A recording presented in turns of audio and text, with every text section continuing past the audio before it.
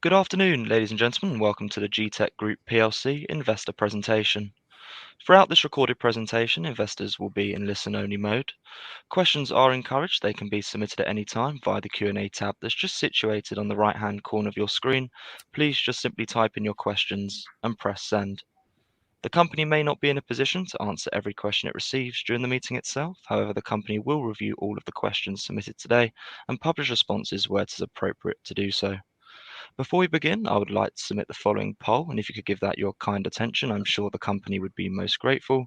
And I'd now like to hand you over to CEO Jonathan Copus. Good afternoon, sir. Good afternoon. Thank you very much. Welcome everyone to this Investor Meets Company presentation. Thank you for your time. The purpose of the presentation is to talk about GETECH's 2022 trading update, which was out on Monday. Ahead of answering questions on that, I thought it'd be useful just to run through some slides that summarizes the trading update, as well as saying some words about GETECH. So, first of all, some words on GETECH. So, GETECH, we locate energy and minerals that are essential for the energy transition. And in doing that, we generate revenue. And in 2022, we generated £5 million of revenue. We have a market cap of just under £11 million. We have a very extensive data set, collection of data, and that's been amassed over about 30 years. And it's integrated into a model of the Earth, and that looks at the Earth's evolution over the last 400 million years. We commercialize that data through a number of different solutions, and we're also looking at ways that we can extend the value creation that we can bring to shareholders around that, and we own 2 green energy assets ourselves. As an organization, though, we have one focus, and that focus is to locate energy and minerals. And in doing that, we do it across a number of different business lines. So we are active in transitional petroleum, we're active in critical minerals, we're active in hydrogen, and we're active in geothermal. And the solutions we provide across those sectors can be integrated together into decarbonisation solutions. And that's a point I'll come back to later.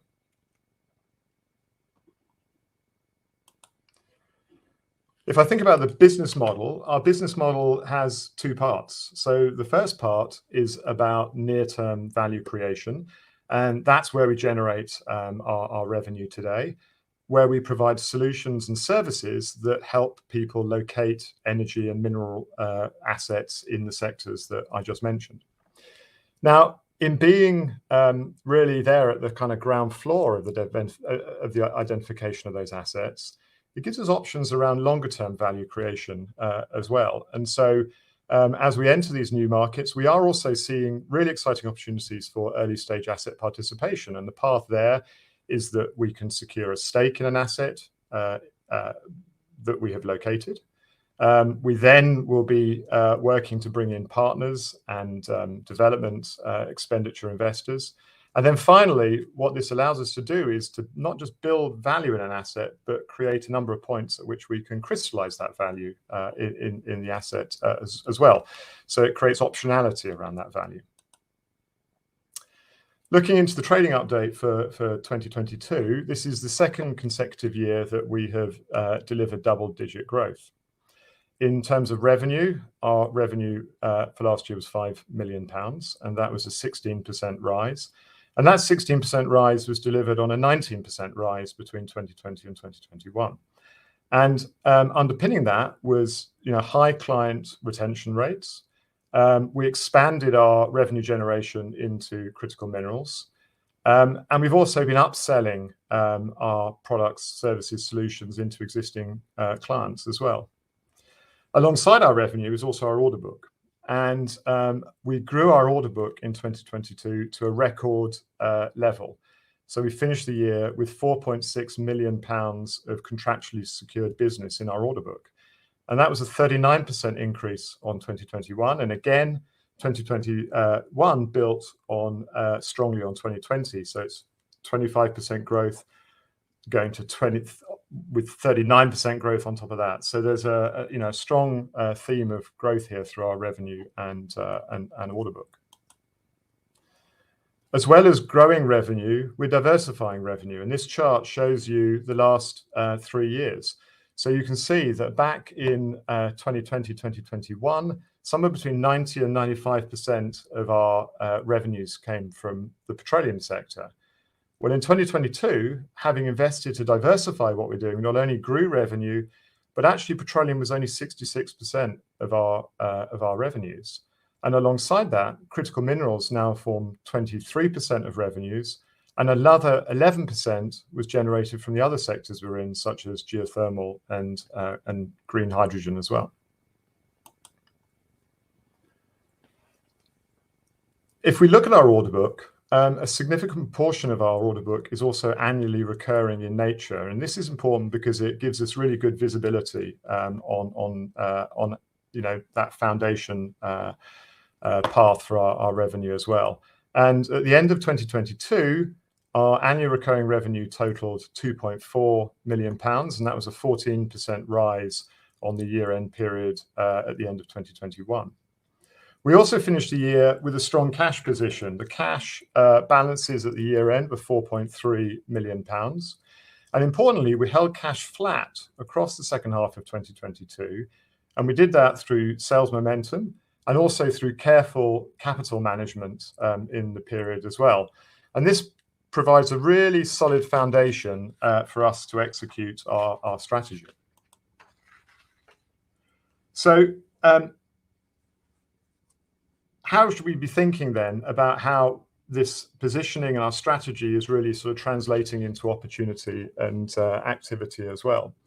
And so the important thing here is that GETECH, we remain focused on locating energy and minerals. And these solutions that we've built to help people across the sectors that we're working in are, they add value across a whole number of markets. But where we're focusing is where we can tailor our solutions to the most attractive market opportunities. And to just run through some of what those growth market potentials are. I mean, if we look to transitional petroleum, it's forecast that $1.4 trillion of additional primary energy capex is needed to be invested in 2025. That's a 60% increase on the current levels of investment. So lots of strong growth opportunity in those traditional petroleum markets. In critical minerals, we launched our first critical minerals product in copper. And the reason why we chose copper is that it's essential to the energy transition, essential to electrification. And there's a significant shortfall in copper forecast by 2030. If I look more broadly across critical minerals, demand for critical minerals is forecast to rise by 500% by 2050. In hydrogen, we've seen some real clear targets being put in place. The UK government targeting 10 gigawatts of hydrogen production capacity in the UK by 2030, half of which is to be from green hydrogen.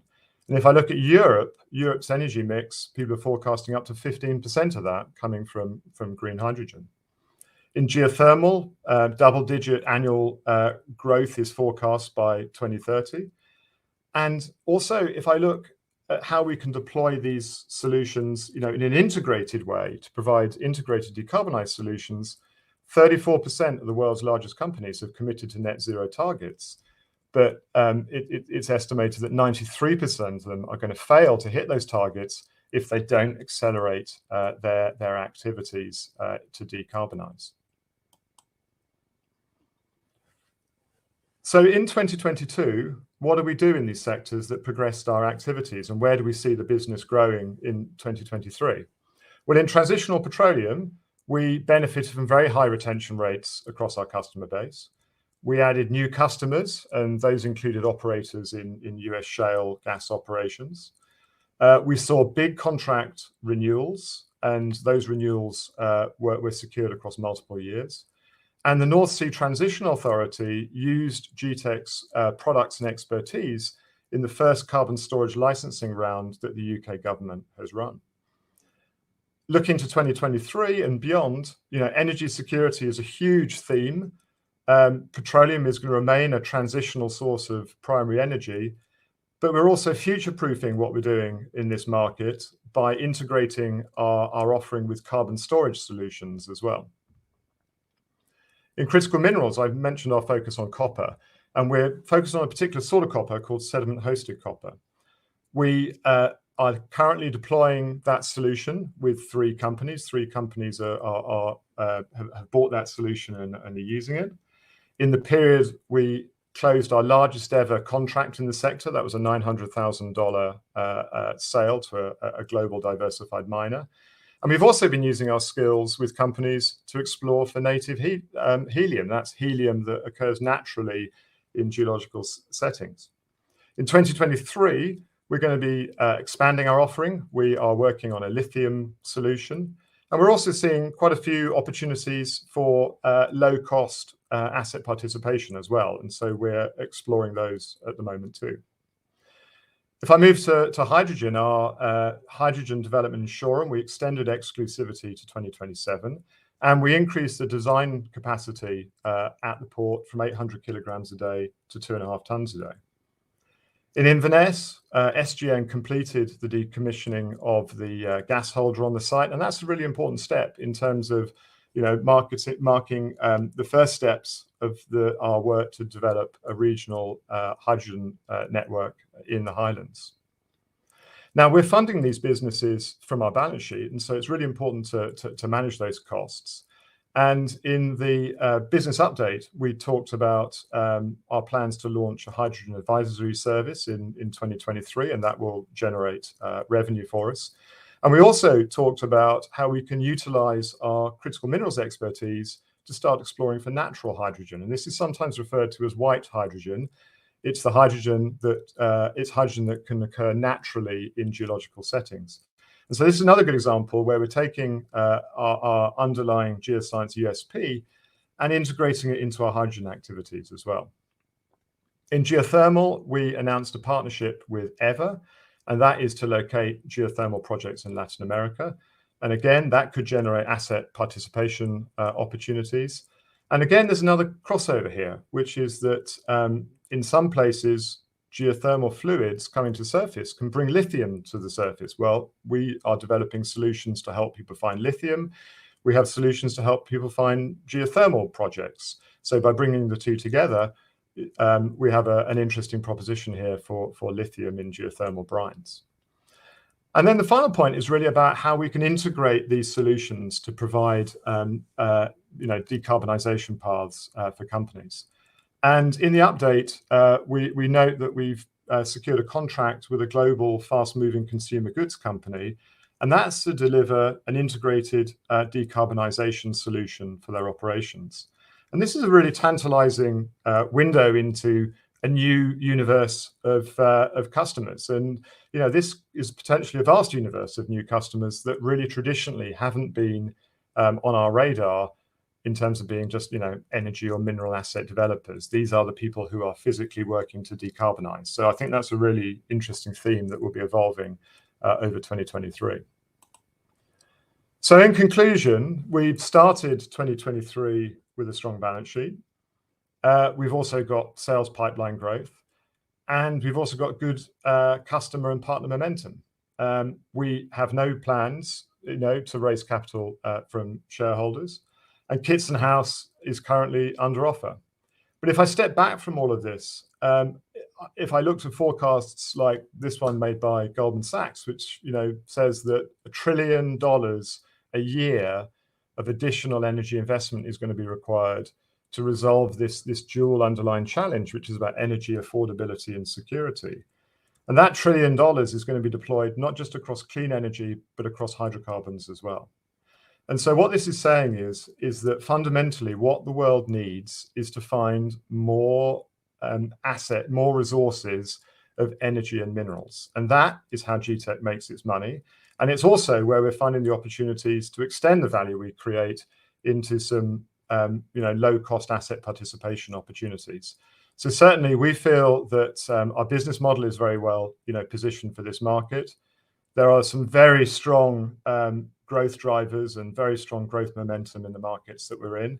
And we're really looking forward to the next 12 months because we think it's going to be a period of, more significant progress for us as an organization as we work with our customers to locate energy and mineral resources. So thanks for listening through those slides, and very happy to answer any questions that you might have. Jonathan, thank you very much indeed for your presentation this afternoon. And if I may just jump back in there, ladies and gentlemen, please do continue to submit your questions just by using the Q&A tab that's situated on the right-hand corner of your screen. But just while Jonathan takes a few moments to review those questions that were submitted already, I would like to remind you that a recording of this presentation, along with a copy of the slides and the published Q&A, can be accessed via your investor dashboard. Jonathan, we did receive a number of pre-submitted questions ahead of today's event. And as you can see there in the Q&A tab, we have also received a number of questions throughout your presentation this afternoon as well. So firstly, thank you to all of those on the call for taking the time to submit their questions. And Jonathan, if I could just hand back to you to respond to those where it's appropriate to do so, and then I'll pick up from you at the end. Thank you. Great. Thank you. Thanks very much. Right. Thanks everyone for your questions. Let me dive into the first one. The first one is about profitability. So the question is that across 4 years we have made losses, and it's likely there'll be 3 more years before our hydrogen business can generate revenue. When will GETECH make a profit? So I think that just in answering this question, the first thing I'd say is that we're an organization that has unique IP, and that is valuable across multiple sectors, and we've seen that demonstrated by the diversification and growth in revenue in 2022. Now, we could deploy that unique IP incrementally, and if we did, we would be a profitable but small, low-growth company. What we've seen instead are a number of investment opportunities that are created by the energy transition, and those opportunities can help us scale up and be a much larger and fast-growing company. And we believe that that is the best path for creating the most shareholder value. And so what we're doing as an organization is that we are expanding investment in our IP. We're investing in our sales and business development capabilities as well. And alongside that, we're also very selectively investing in asset developments, and we carefully manage the cost of those activities as well. And just referring back to the business update, we discuss our work to establish a hydrogen advisory service, and that will generate near-term revenue. And we also discuss or highlight the discussions we're having with financial partners, and the purpose of those discussions is to reduce GETECH's direct cost exposure to the asset developments that it's undertaking. And I think that through these activities, we see a path that not only brings us to profitability, but that also maximizes value creation for our shareholders as well. So moving to the next question, it's about our focus across multiple sectors. It says, what other 10 million pound market cap companies are taking on multiple energy transition businesses? When are we going to see more focus? So we do have focus, and we've got one focus, and that focus is on locating energy and mineral resources. And what we then do is we tailor the solutions that we build to different types of customers. So it's one activity, which is locating these assets, but then tailored into different markets. And then what we're doing is we're exploring different ways to monetize the IP.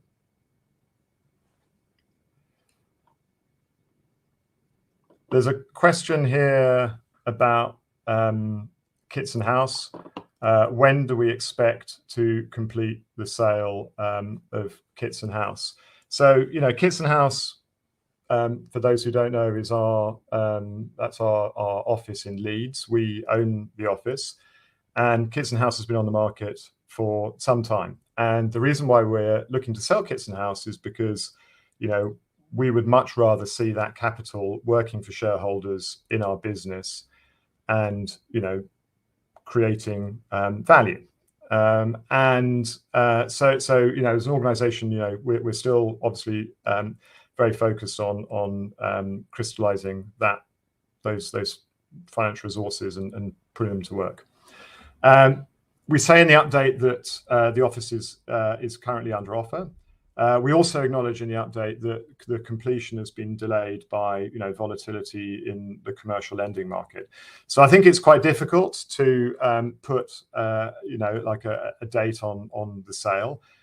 But of course, what I want to reassure shareholders is that we're working hard to move that sale forward, because when we do, we'll be able to release the capital into the business and create more value.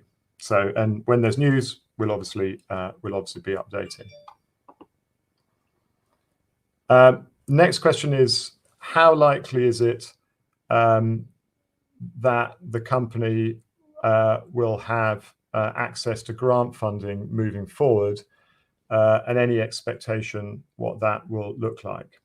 So, we've talked in the past about grant funding, and that is an important area of capital that is being put to work across all of these new sectors, because governments, be it through the Inflation Reduction Act or the activities of the EU or the UK government, people are trying to find ways to accelerate progress towards energy security and sustainable decarbonisation.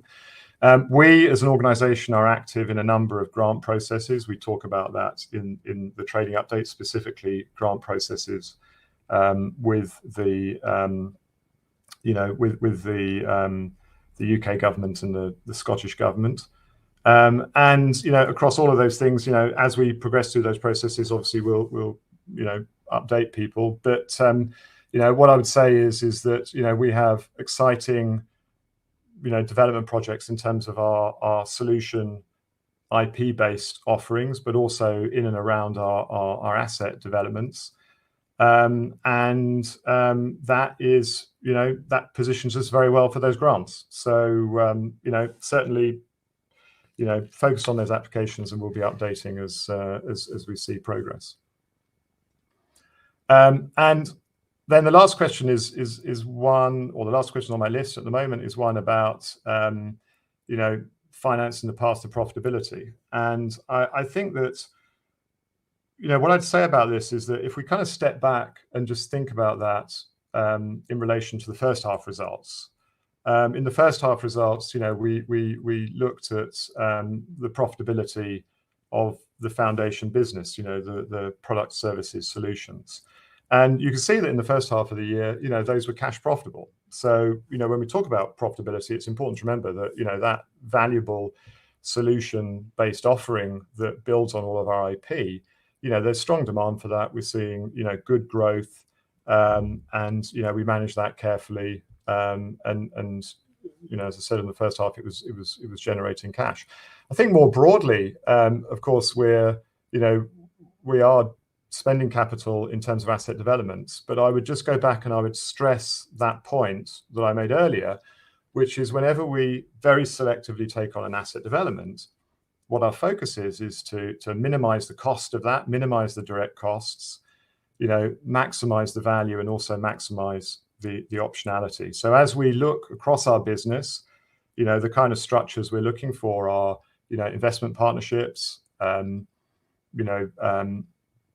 equity carries through development, or even potentially a path to things like net smelter royalties and things like that. So the way that we're managing that path to profitability is very much to be, good custodians of shareholder capital, making sure that we extract, the most value from the money that we spend, and making sure that we always have, a balanced approach to any sort of investment opportunity that we look at.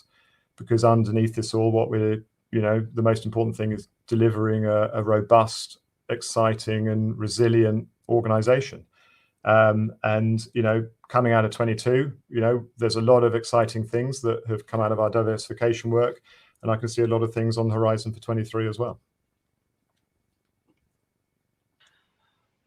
So I think that concludes the questions I've got on my list. Yeah, Jonathan, absolutely. And thank you for being so generous with your time then addressing all of those questions that came in from investors this afternoon. And of course, if there are any further questions that do come through, we'll make these available to you immediately after the presentation has ended for you to review, to then add any additional responses, of course, where it's appropriate to do so. And we'll publish all those responses on the Investor Meet Company platform.